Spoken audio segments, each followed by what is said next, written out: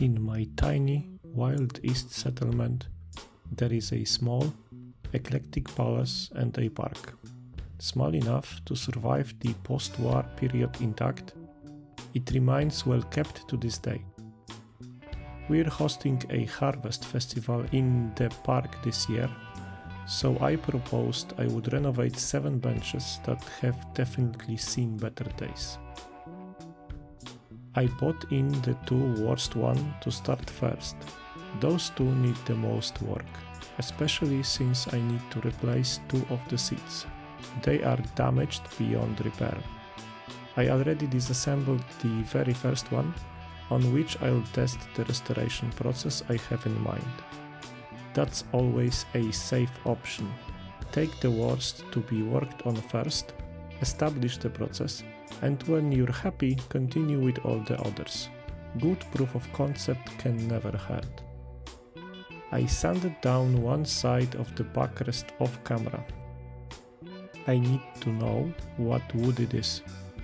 I'm not that good at dendrology, so I asked my good friend, who happens to know a lot about wood, to help me.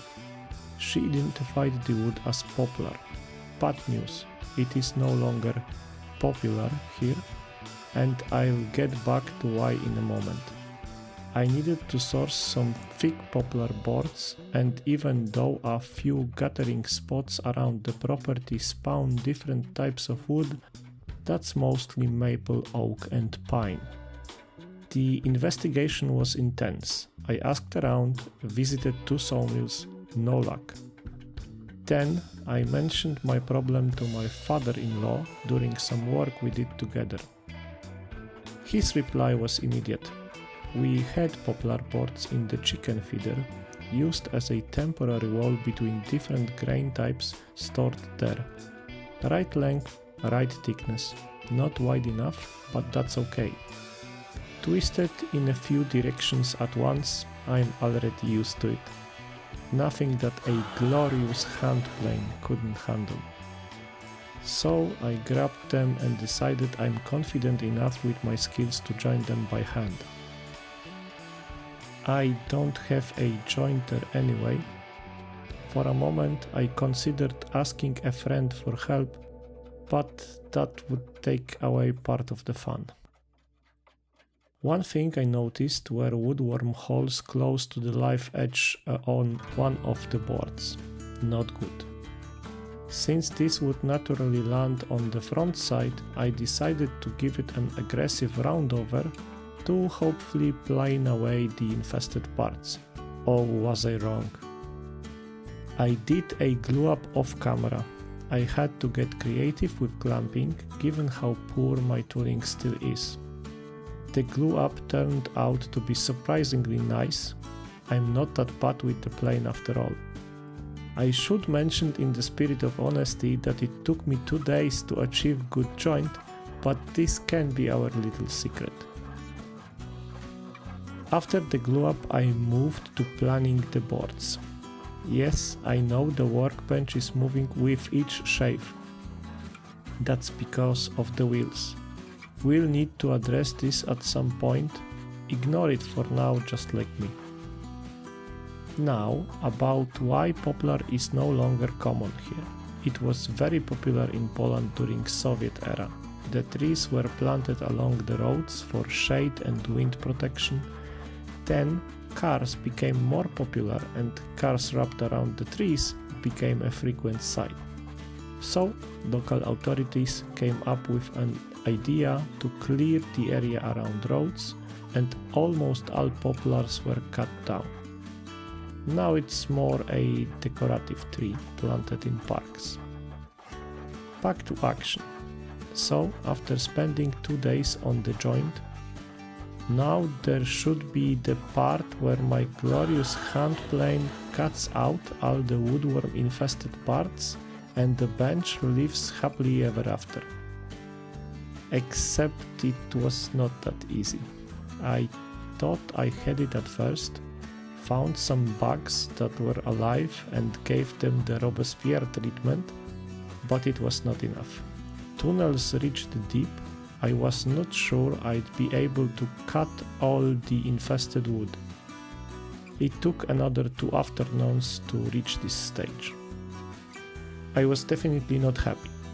4 days of planing so far, and my scrap wood replacement of a bench seat could end up on a firewood pile. So I decided for a more drastic approach. The bench was oversized from the get-go. I prefer to do stuff this way after many costly mistakes in the past. When you do a mistake when coding, you can just hit Ctrl-Z or roll back the changes to a previous commit. In wildest, one board cut too short can ruin a week of work without any option to go back. So, having an oversized seat, I decided to cut away the infested part and introduce the planed round over again after the cut. As always, I was tempted to use the table saw I have, but I'm not happy with it. The table is small and without any help I run the risk of losing control. So, back to the hand saw. Why bother that much, someone might ask. Fair, this is, after all, not a fine furniture piece, just an old park bench. Scrap it, buy decent straight wood, and be done with it. But that's not the philosophy I believe in. I'd prefer to believe that there's still a space for thoughtful, honest craft without too much exploitation or waste. That you can go extra mile to do something nice from what you have instead of just outright buying some crappy version out of pure convenience. And in the age of slowpocalypse, that's the only way to stand out. I almost bailed during the handsaw cut. 2 meters of thick board was quite something, and with that out of the way, time for more glorious handplaying. We need to add the round over again. With a bit of extra work here and there, I was finally able to get rid of all the woodworm. I plan to treat the wood with an impregnate that will fix that problem once and for all, but I'd prefer to be extra cautious. I hope that this bench will spend at least 10 years without any further maintenance. Better to take some extra steps now than to regret it later. The work went better from this point. There were 2 major things to do before sanding and painting. First was the hardware, but I am fortunate enough to have kind friends. One of them came by to drop off some excess straw bales, and while he was here, offered to fix the hardware. What a legend. So I was left with covering the screw holes in the backrest. When I was dreaming of becoming a woodworker, looking at all those talented people with nice, bright workshops, chiseling away wood with perfect tools and heavenly patience, I imagined I'd be in that position one day. Except my workshop is a dark mess. I use cheapest hardware store chisels and a wonky mallet, and I'm left without a clue if I'm doing it right. And boy, I did some serious mistakes here. I'd probably have been better off drilling the holes wider and filling them with round plugs for a cleaner result. But I don't really have any drill to do that, so I just decide to use square plugs and chisel out the space needed for them to fit in.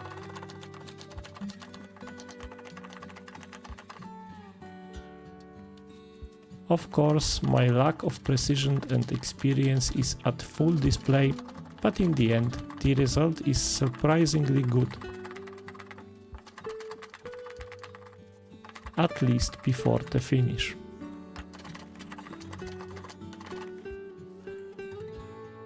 I just glued in a round plug from the back. I had that round piece of beech lying around, and it happened to be the right diameter. This is the part that will be covered by the hardware, so I am not going to be that bothered about it. I decided to sand the boards mostly off camera. That's an essential part for any project, but there's nothing interesting in running a machine over the entire surface multiple times. I ended up with 120 grit, and I'm not going to go for anything smoother. Now, the more visual part, stain. I decided to go with a deep penetrating one that is mixed in the impregnate. The original benches were dark brown and the aesthetic was nice, so I bought palisander stain. I was unsure after a few initial strokes, but when it dried, it was very nice. Deep, rich brown with the wood structure visible. Exactly the effect I was aiming for. Last thing left to do is the finish. I decided to go with a boat grade lacquer. I applied a diluted coat first to seal off the wood. It is still thirsty. This would hopefully give me a clean base to build on. One unfortunate thing is that I have to work twice as long with the finish because I need to have both sides looking well, especially on the backrest. It's not that important on the seat, so I would probably be able to speed things up with the rest of the benches, but for that one I don't really have anything to do in parallel, at least not for that project. I ended up using 4 additional full coats. Yes, I know, quite an overkill. But a friend of mine visited one day and was so amazed by the effect after just 2 coats that I decided to push further. More coats, more wow factor, and maybe it saves me the headache of redoing all this work in a decade.